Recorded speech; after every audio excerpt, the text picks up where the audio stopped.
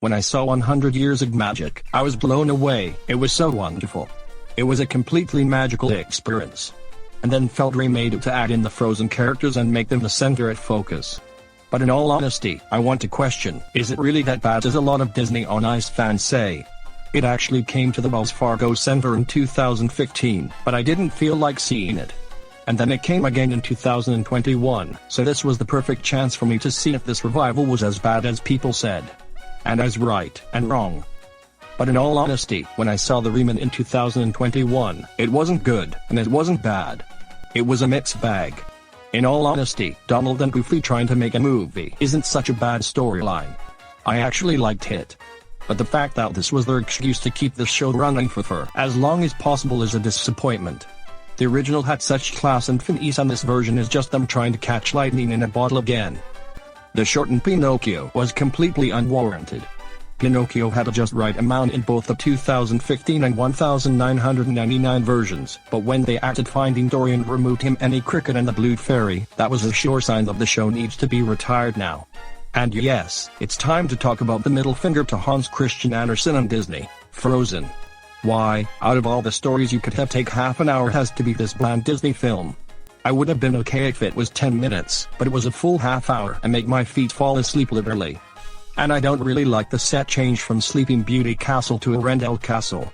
And this poses another major problem with the show. Each segment is done in front of a closed curtain. With the original, there was at least the battlements of the castle for when the curtain was closed, but here it's just a closed curtain. And half of the castle appears in the finale of this particular version. But among a sea of negative, there were also some good stuff as well. The show followed the formula of the 1999 to 2005 version rather than the latter version, where Mickey and the Band would start Act 1, and Aladdin would be the start of the second half. That I actually liked. And I also liked that Circle of Life was still the finale of the show instead of making everyone do the Let It Go dance like a lot of the shows have. I also like how the show managed to make the Toy Story segment still be the first one for a while instead of Woody teaching us how to dance. While yes, the original 100 Years of Magic had such not evenly paced segments, I will say it did get the job done at giving everyone a time to shine.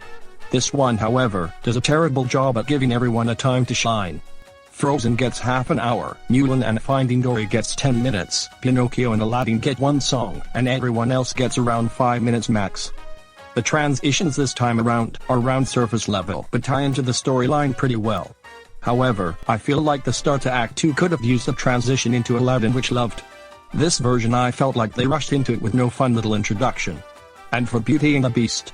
And now for the segment ranking, which will include the segments that have been in the show, along with the pre-show from 2017. At number 10, Frozen. This is undoubtedly the longest segment of the show. But did we need all of the story to be told? Did we really need Sleeping Beauty Castle to become Arendelle Castle?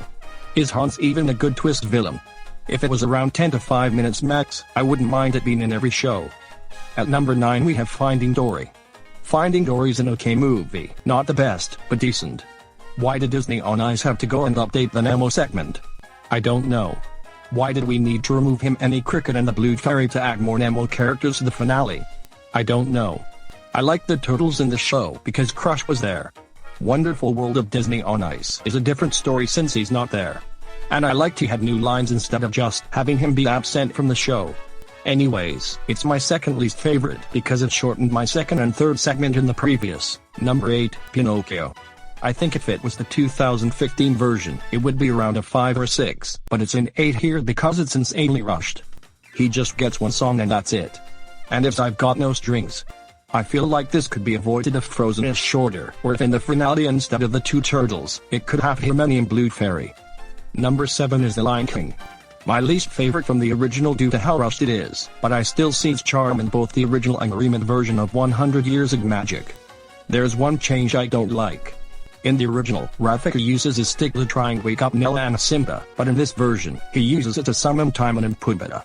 Yeah, it's more rushed here than in the original since they removed Pumbaa's backstory and Timon's last line from Can You Feel the Love Tonight? At number 6 is Aladdin. It was previously around the top 5, but now it's changed since Genie's entrance isn't as grand anymore and the segment is done in front of the closed curtain. At number 5 is the Disney Princess segment. I really liked the inclusion of Princess Tiana and Prince Naveen along with Rapunzel and Flynn Rider, and while yes I did miss Pocahontas in the show, but after looking up the real historical figure who did live an extremely tragic life, I think it's for the best to not include her. I don't miss John Smith as much considering he was part of the problem. At number 4 is Toy Story 4. When I first saw the Toy Story 4 segment on YouTube, I knew what was to come. But when I saw it in person, they made some changes. Yes, they did.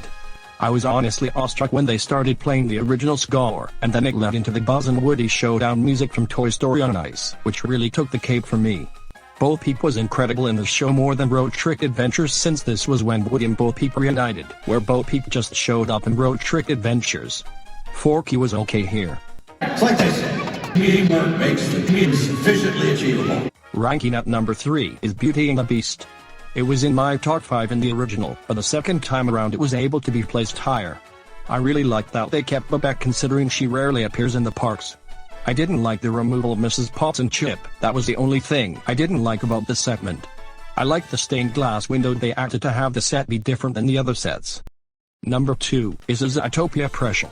It's a shame it's not part of the show anymore because it gives off the same vibes as the Zamboni opening from 100 Years of Magic. Plus it's a better pressure than Passport to Adventure where they just learn the bunny hop. Because with this one it makes a ton of sense with the characters. Plus I find Nick Wilde questioning the existence of humans the funniest thing ever. Also I love it when Mickey Mouse characters interact with characters outside of their universe. And number 1 is Mulan. This is the only thing that gained a good change to the show, which was Mickey and Minnie not narrating the story, which was the main problem I had with this segment in the original show.